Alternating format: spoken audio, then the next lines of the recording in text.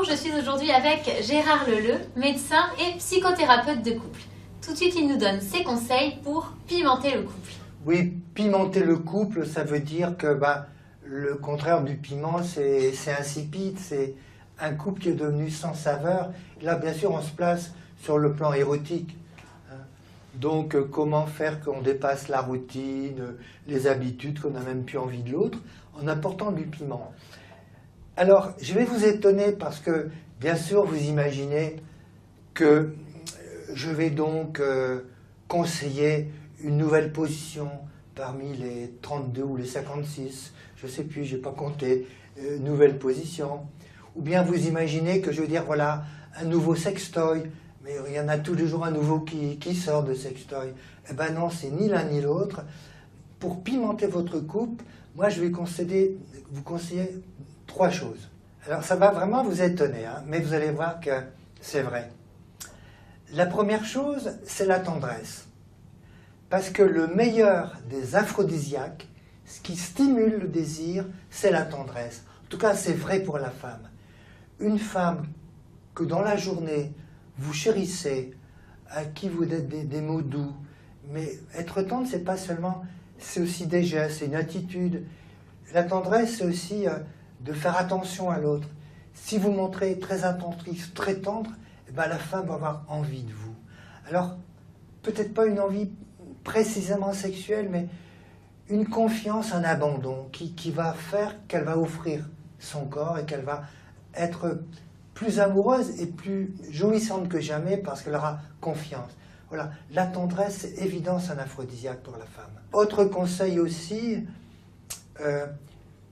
c'est l'écoute. Parce que, on l'a dit d'autres fois, le plus grand reproche que fait la femme à un homme, c'est de ne pas l'écouter, de ne pas l'entendre, de ne pas lui parler. Et donc, un jour comme ça, vous décidez que, au lieu de l'entendre d'une oreille, puis que ça vous passe à travers d'une oreille à l'autre, vous allez vraiment vous asseoir, diriger votre attention vers elle et tout écoute. Lui dire, voilà, je t'écoute. Elle va tout à fait étonnée, presque renversée. Elle va devenir complètement amoureuse. Elle va donc... Et d'ailleurs, vous savez que les femmes ont besoin d'être écoutées et pas conseillées. Parce que tout de suite, alors les hommes sont très forts en conseil. Ah oui, tu as ce problème, j'ai la solution. C'est pas ça. Elles veulent dire leurs émotions, hein, leurs attentes éventuellement. Pas de solution. Les solutions, c'est des trucs de mecs, elles n'en ont pas besoin quelque part de solution. Elles ont besoin de se dire, d'être entendues, d'être comprises. Alors, ou alors ensuite, il y a, bon, c'est plutôt des astuces que le jeu érotique ou d'autres choses comme ça. C'est des surprises. Ce qui est important, c'est de faire des cadeaux, mais faire des cadeaux sans raison. Il ne faut pas faire un cadeau parce que c'est l'anniversaire de ci ou de ça. Vous faites un cadeau sans raison. Alors là, c'est tout à fait étonnant, c'est merveilleux. Hein, pourquoi tu me fais un cadeau? C'est pas mon anniversaire, c'est pas l'anniversaire de notre mariage. Ben non, je fais un cadeau parce que je te désire, ou même mieux encore, parce que je t'aime, que tu es toujours très belle, et bien sûr, je te désire. Ou alors, ce qui est aussi des surprises, c'est que voilà, on se donne rendez-vous à l'hôtel.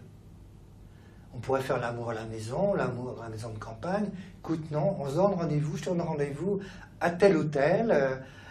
On a un peu monté son coup, combiné son coup. Je t'attends à tel hôtel, chambre autant. Et là, on l'attend dans la chambre avec un cadeau, un grand bouquet de fleurs. Autrement dit, on fait revivre une scène de l'époque où on n'était pas encore à vivre ensemble. Voilà, c'est plutôt des surprises comme ça que doit se trouver dans les surprises comme ça, que doit se trouver le piment. Hein. Que dans les fouets, que dans les, je sais pas moi, les trucs érotiques, là, les dentelles et compagnie. Moi, ça me fait pas, personnellement, ça m'excite pas, ça me rend triste, moi.